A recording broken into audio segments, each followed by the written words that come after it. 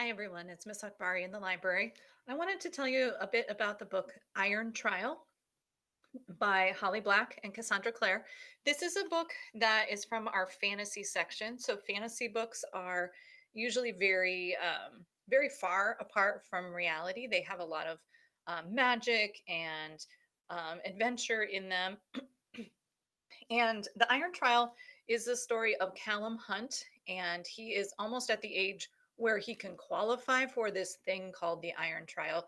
Only he's trying really hard not to do that. He wants really nothing to do with that kind of magical part about himself. And so I wanted to read you the very first bit of text that shows up. It's not really a first chapter, it's called a prologue. And a prologue is something that starts ahead of the actual story. And usually it's kind of like a teaser in a way because what happens in the prologue maybe isn't explained until later in the book. So here's the prologue for the Iron Trial.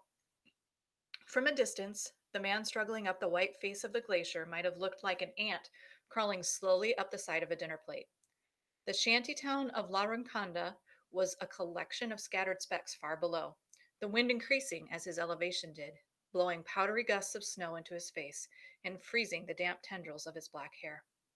Despite his amber goggles, he winced at the brightness of the reflected sunset. Still, the man was not afraid of falling, although he was using no ropes or belay lines, only crampons and a single ice axe. His name was Alistair Hunt, and he was a mage. He shaped and molded the frozen substance of the glacier under his hands as he climbed. Handholds and footholds appeared as he inched his way upward. By the time he reached the cave, midway up the glacier, he was half frozen and fully exhausted from bending his will to tame the worst of the elements. It sapped his energy to exert his magic so continuously, but he didn't dare slow down.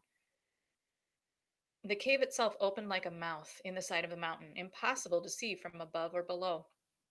He pulled himself over its edge and took a deep, jagged breath, cursing himself for not getting there sooner, for allowing himself to be tricked. In La Rinconada, the people had seen the explosion and whispered under their breaths about what it meant, the fire inside the ice. Fire inside the ice.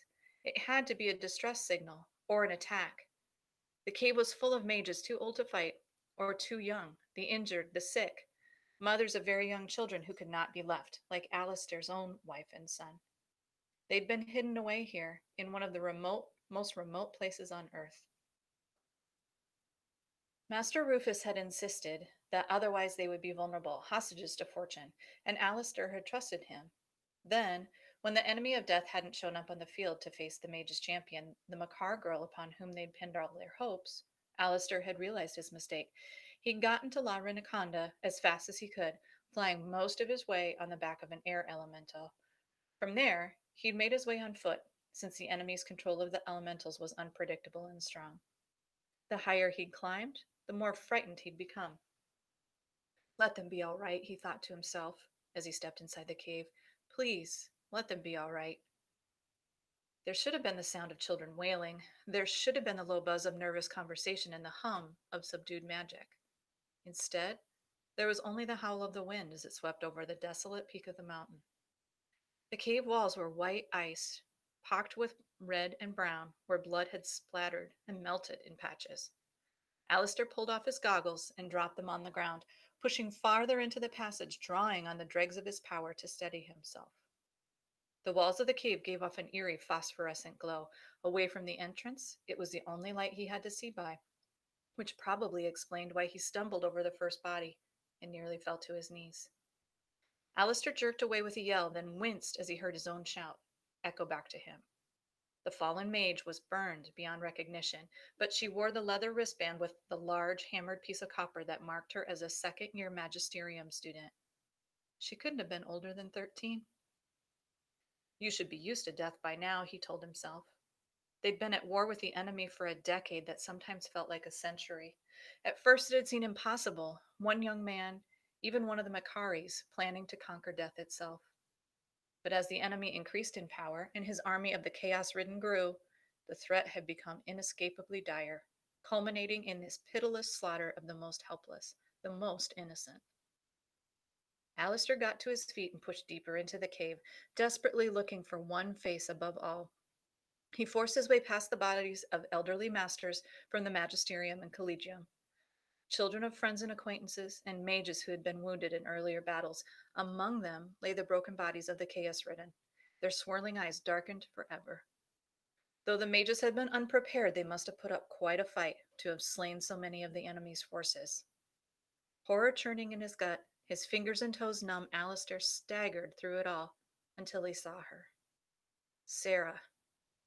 He found her lying in the very back, against a cloudy wall of ice. Her eyes were open, staring at nothing.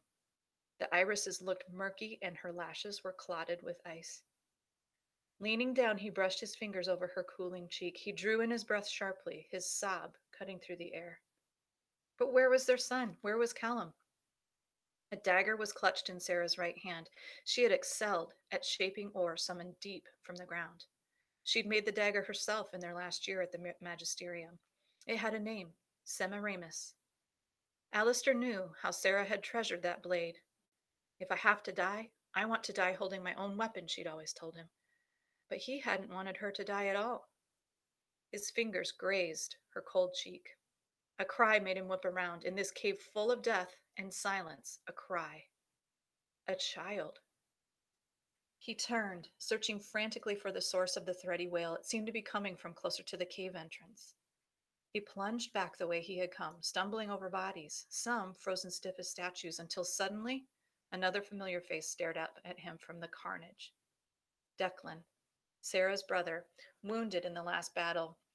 He appeared to have been choked to death by a particularly cruel use of air magic. His face was blue, his eyes shot with broken blood vessels. One of his arms was outflung, and just underneath it, protected from the icy cave floor by a woven blanket, was Alistair's infant son. As he stared in amazement, the boy opened his mouth and gave another thin, mewling cry. As if in a trance, shaking with relief, Alistair bent and lifted his child. The boy looked up at him with wide gray eyes and opened his mouth to scream again. When the blanket fell aside, Alistair could see why. The baby's left leg hung at a terrible angle, like a snapped tree branch. Alistair tried to call up earth magic to heal the boy, but had only enough power left to take away some of the pain. Heart racing, he rewrapped his son tightly in the blanket and wound his way back through the cave to where Sarah lay. Holding the baby as if she could see him, he knelt down beside her body. Sarah, he whispered, tears thick in his throat. I'll tell him how you died protecting him. I will raise him to remember how brave you were. Her eyes stared at him, blank and pale. He held the child more closely to his side and reached to take Semiramis from her hand. When he did, he saw that the ice near the blade was strangely marked, as if she had clawed at it while dying. But the marks were too deliberate for that. As he bent closer, he realized they were words, words his wife had carved into the cave ice with her last dying strength. As he read them, he felt them like three hard blows to his stomach. Kill the child.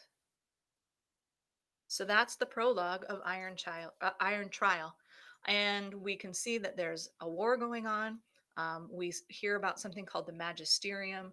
We know that people have earth magic, air magic, different kinds of magic, but we don't really know what's going on, what caused all these deaths here in this cave, and we don't know um, what's going on with this baby that has just been found. So if you want to know, if you want to learn more, I recommend reading the Iron Trial.